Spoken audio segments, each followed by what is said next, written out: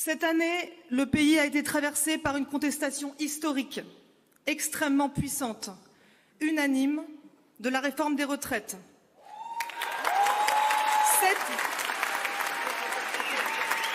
Cette contestation a été niée et réprimée de façon choquante.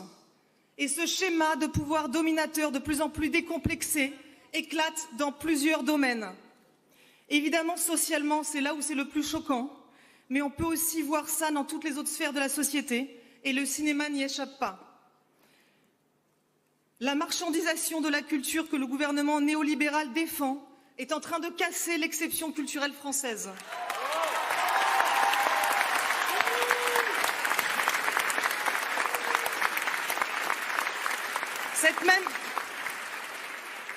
Cette même exception culturelle sans laquelle je ne serais pas là aujourd'hui devant vous. Ces propos sont objectivement indécents. Une espèce de rébellion de salon. Les complaintes politiques d'un microcosme bourgeois qui se pavane sous les dorures du festival de Cannes. La réaction d'un enfant gâté. Biberonné à l'argent public depuis des dizaines d'années. Un fond idéologique d'extrême gauche. Une grande palme d'or de la démagogie. C'est ingrat et injuste.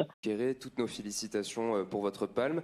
Vous avez associé votre bonheur à la colère sociale contre, je cite, le gouvernement néolibéral d'Emmanuel Macron et en vous associant au mouvement contre la réforme des retraites. La ministre de la Culture, Rima Abdul-Malak, a immédiatement réagi sur Twitter en se disant estomaquée de votre discours qu'elle juge injuste.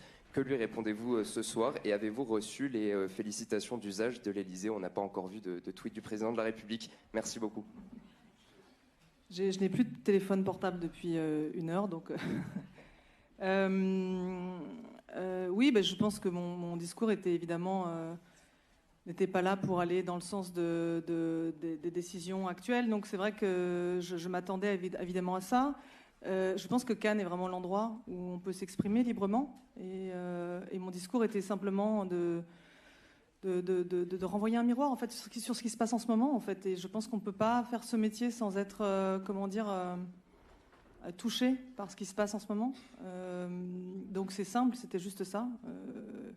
Je pense que c'est une chose à préserver, en fait, l'exception culturelle française. C'est une chose dont j'ai été, j'en ai bénéficié, en fait. Et je pense que le monde est en train de changer et que c'est important de continuer à le préserver.